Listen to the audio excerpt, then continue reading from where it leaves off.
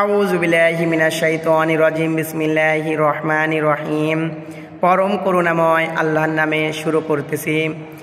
এখন যে বিষয়টা কথা বলবো, ইউসুফ আলাইহিস সালাম কীভাবে মন্ত্রী হলেন এবং তার ভাইরা আসলেন এবং ভাইদের সাথে সাক্ষাৎ করলেন, পরিচয়, এইগুলো আল্লাহ পাক বিস্তারিত বর্ণনা করেছেন। এই বিষয়গুলো পর্যায়ক্রমে আপনাদের সামনে তুলে ধরার চেষ্টা করব ইনশাল্লাহ।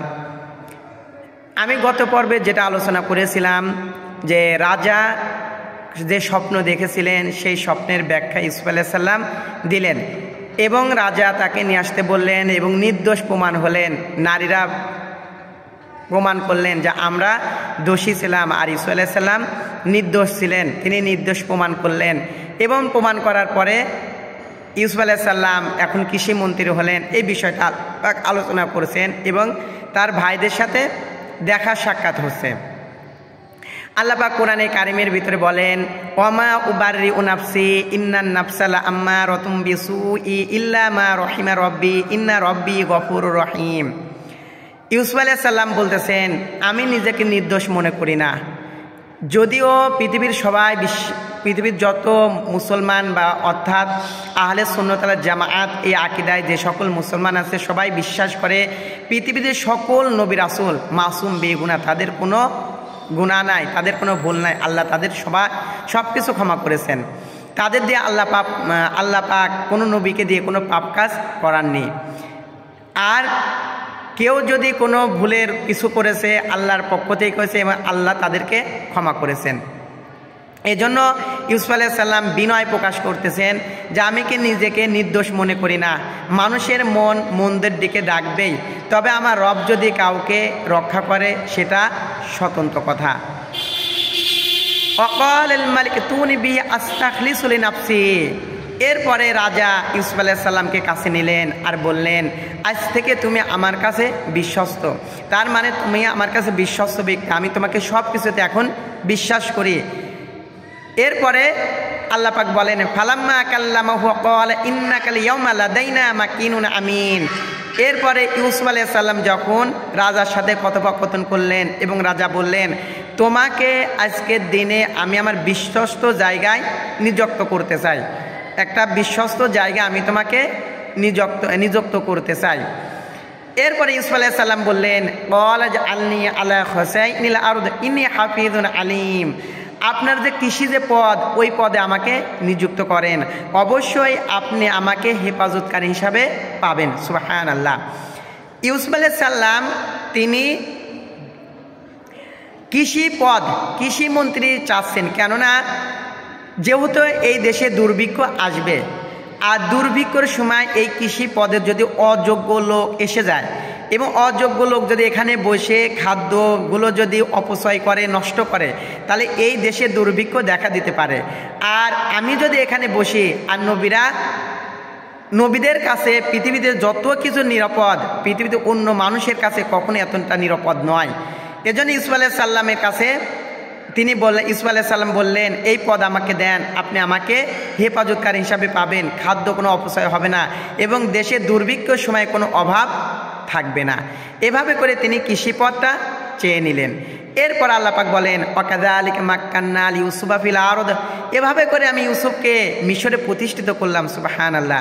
কুয়ার ভিতর থেকে কৃতদাস থেকে জেলখানা থেকে এখন মিশরের কৃষি মন্ত্রী। আল্লাহ পাক বলেন, এভাবে করে আমি তাকে প্রতিষ্ঠিত করলাম। ইয়াতাবাওয়া মিন হাইতু ইয়াশা। আল্লাহ পাক আর ইউসুফ আলাইহিস সালাম এখন যেখানে ইচ্ছা সেখানে যেতে পারে। এখন সে বন্দী না, এখন যেখানে ইচ্ছা মিশরে যেখানে ইচ্ছা সেখানে সে যেতে পারে। নুসিবু বিরহমাতি মান নাশা। আর আল্লাহ পাক যাকে ইচ্ছা তার প্রতি অনুগ্রহ দান করে থাকেন। ওয়ালা নুদিউ আজরাল মুহসিনিন। আর যারা সৎকর্মশীল আল্লাহ পাক তাদের কর্মফল কখনো বেফলে দেয় না, নষ্ট করে দেয় না। ওয়ালা আজরুল আখিরাতু খায়রুল লিল্লাযিনা আমানু ওয়া কানু ইয়াত্তাকুন। আর যারা তাকওয়াবান, ধৈর্যশীল, সৎকর্মশীল, তাদের পরকালের জীবনটাই উত্তম জীবন। সুবহানাল্লাহ। তাদের পরকালের জীবনটাই উত্তম জীবন। যারা ধৈর্যশীল, যারা তাকওয়াবান, যারা সৎকর্মশীল, তাদের পরকালের জীবনটাই তো প্রকৃত জীবন, আসল জীবন। এরপরে ইউসুফ আলাইহিস সালামের ভাইদের সাথে দেখা হচ্ছে। কেনানে যখন অভাব শুরু হয়ে যায়, কেনানের মানুষ মিশরে খাদ্য নিতে আসে। ওই মানুষের সাথে ইউসুফ আলাইহিস সালামের 10 ভাইও খাদ্য নিতে আসে। এরপর আল্লাহ পাক বলেন,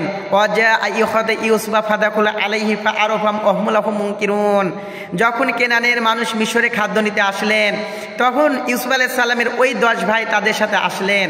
আর ইউসুফ আলাইহিস সালাম এই 10 ভাইকে দেখেই চিনতে পারছেন, এই আমার সেই 10 ভাই, যেই 10 ভাই আমাকে কুয়ার ভিতরে ফেলে দিছিল। কিন্তু ওই 10 ভাই ইউসুফ আলাইহিস সালামকে চিনতে পারলেন না। যেহেতু আমি আগের পর্বগুলোতে বলেছিলাম, ইউসুফ আলাইহিস সালামকে যখন কুয়ার ভিতরে ফেলাই দেয়, তখন ইউসুফ আলাইহিস সালামের বয়স ছিলেন 17 বছর। আর ভাইদের সাথে ইউসুফ আলাইহিস সালামের এখন দেখা হচ্ছে, এখন ইউসুফ আলাইহিস সালামের বয়স 40 বছর। 23টা বছর মাঝখানে চলে গেছে। এই 23 বছর পর ইউসুফের সাথে দেখা, সেও তো ইউসুফকে না চেনারই কথা। ইউসুফ আলাইহিস সালাম তার ভাইদের চিনলেন, 10 ভাইকে চিনলেন, কিন্তু তারা তাকে চিনতে পারলেন না। ইউসুফ আলাইহিস সালাম তাদের বললেন, আপনাদের বাসা কোথায়? ভাইদের বলতেছে, পরিচয় দিচ্ছে না, আল্লাহ নিষেধ করেছেন। তোমাদের বাসা কোথায়? বলে কেনান। বাবার নাম কি? বলে ইয়াকুব আলাইহিস সালাম। কয় ভাই আপনারা? আমরা 12 ভাই। আর 2 ভাই কই? বলে যে একটা ভাই ইউসুফ, ওই ভাইটা হারিয়ে যাওয়ার পরে এরপরে আমার আর একটা ভাইকে আমার বাবা কখনো হাতছাড়া করে না, কখনো হাত থেকে সরায় না, কারোর কাছে যেতে দেয় না, আমার ওই ভাইটা হারিয়ে যাওয়ার পরে। এরপরে ইউসুফ আলাইহিস সালাম বললেন যে এরপরে বার যখন আসবা তোমাদের ওই ভাইকে সাথে করে নিয়ে আসবা। আর তিনি বললেন,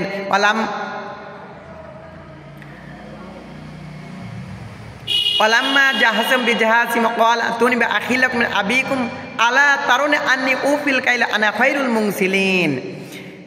এরপরে ইউসুফ আলাইহিস সালাম তার ভাইদেরকে বললেন, যেহেতু সে চিনতেছে কিন্তু তার ভাইরা তো তাকে চিনতে পারেনি, বলতেছে দেখো না আমি তোমাদের কত সুন্দর আপ্যায়ন করি, তোমাদের পূর্ণ মাত্রায় রসদ দিই, তোমাদের সাথে কত সুন্দর ব্যবহার করি।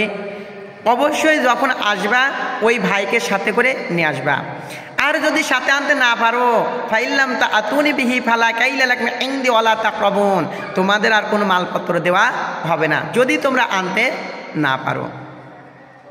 তখন ওই 10 ভাই বলতেছেন, ক্বালু সানুরাহুদা আনহু আবাহু ইন্না লাফাইলুন, আমরা অবশ্যই আমার ভাইকে নিয়ে আসব, আমার বাবার কাছে গিয়ে বলবো এবং আমার বাবার কাছে যাব বলবো এবং এটা আমরা বাস্তবায়নও করব। তারা এই 10 ভাই এই কথাগুলো বললেন। এরপরে ইউসুফ আলাইহিস সালাম যারা পূর্ণ মাত্রা, যারা বস্তার ভিতরে তাদের বস্তার ভিতরে মাল সামানাগুলো দিছে, তাদেরকে বলতেছেন, অকাল লিফিত ইয়ানি যে আলু বিদআতুহুম ফি রিহালিহিম লাআল্লাহুম ইয়ারিফুনাহা ইযান ক্বালাবু ইলা আহলিহিম লাআল্লাহুম ইয়ারজিউন।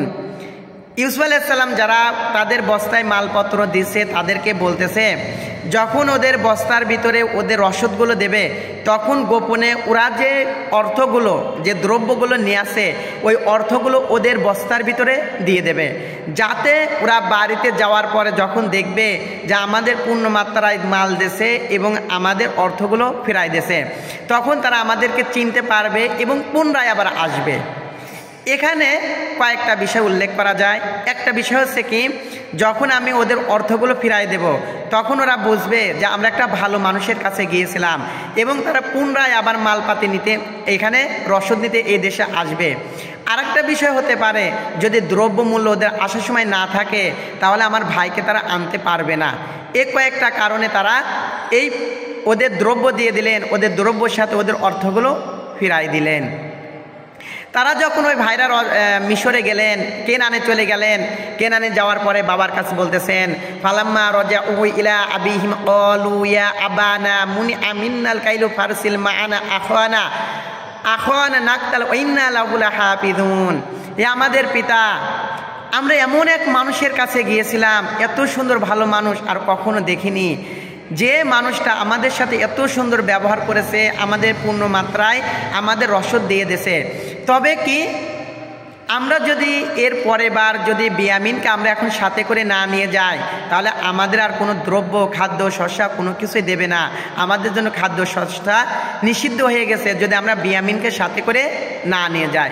আর বিয়ামিনকে যদি আমাদের সাথে দাও, আমরা অবশ্যই বিয়ামিনকে দেখাশোনা করে রাখবো এবং হেফাজত করে রাখবো।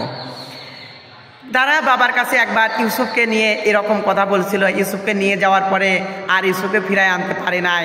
এবার বিয়ামিনকে আবার সাথে দিচ্ছে, বাবা কি তাদের সাথে বিয়ামিনকে সাথে দেবে? এই বিষয়ে পরের পর্ব আলোচনা করব। আপনারা অবশ্যই পর্যায়ক্রমে আমার আলোচনাটা শুনবেন এবং জানতে পারবেন ইনশাল্লাহ। পরের পর্বে তার বাবা বিয়ামিনকে দেওয়ার সময় কী কথাগুলো বললেন।